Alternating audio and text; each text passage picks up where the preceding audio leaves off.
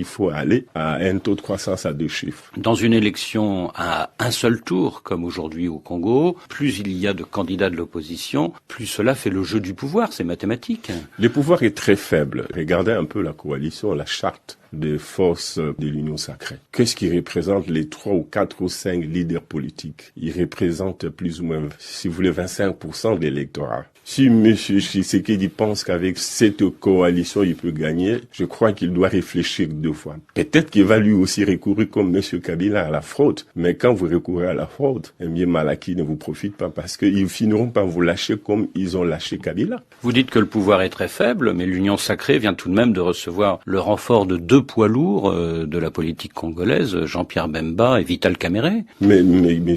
Jean-Pierre Bemba et Vital Kamerhe, ils viennent peut-être renforcer l'action de leur parti politique. Mais la question est de savoir quel programme ils vont présenter au peuple, assis sur quel bilan. Et moi, je dis que ce poids lourd, que je ne sais même pas vous parler du poids lourd physiquement ou poids lourd politiquement. Moi, je m'attends à ce qu'ils présentent d'abord les bilans de leur action parce qu'ils sont de la majorité depuis tout ce temps, mais aussi qu'ils donnent des perspectives, des propositions pour la situation congolaise. Oui, mais vous regardez qu'ils sont là, mais il y a la surchauffe. Les dollars est en train de monter, le pouvoir d'achat de la population est en baisse avec l'érosion du franc congolais dans le pays. Oui, mais tout de même, Jean-Pierre Bemba et Vital Kamerhe, ils ont des militants, ils ont des partisans et tout cela vont voter Tshisekedi le 20 décembre prochain.